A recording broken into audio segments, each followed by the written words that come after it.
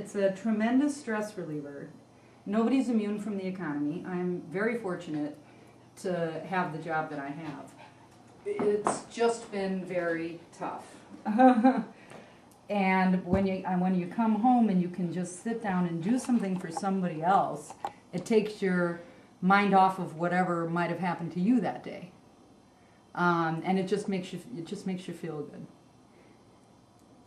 I didn't knit for about 20 years, and one day when my daughter came home from college, she said, "Mom, would you make me a scarf? You haven't made me anything for a long time." And I picked it up again, and that's when I decided to start knitting for the charities.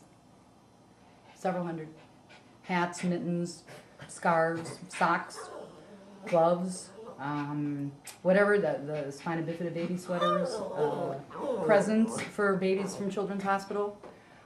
So a gift, a handmade gift from someone, shows that people care. A dear friend of mine's grandmother taught her how to knit as a child. And her grandmother made beautiful baby blankets for her children, her grandchildren, and her great-grandchildren. My friend Arlene's children were the last of the line. And she came to me, knowing I was an experienced knitter, in early March with this very complicated 100-year-old pattern and asked me if I could teach her how to knit it because her grandson was having a baby in December. And I looked at this blanket and I looked at her and I said, "Okay, we'll try." So we sat down and it immediately became apparent that Arlene was not going to be able to make this blanket. I even had to go on the internet to translate the abbreviations from 100 years ago into today's terms. And I decided to make this blanket myself without telling her. So I wanted to see if I could do it.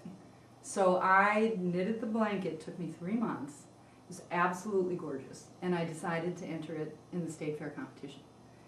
I entered something in 2008, first time I ever entered anything, and won a 4th place ribbon. This year I entered an Afghan that I made for a relative, and Arlene's baby blanket, and a Packer hat and mittens for a child. I was astounded. I went to the judging for the first time when the white blanket that I had made, Arlene's grandmother's blanket, won the blue ribbon. And I ran outside and I called Arlene, who for the first time found out not only had I made the blanket, but it had won the blue ribbon.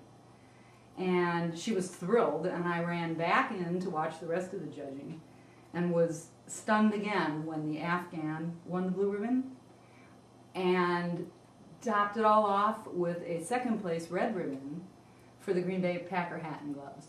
So I was absolutely thrilled to have won all of those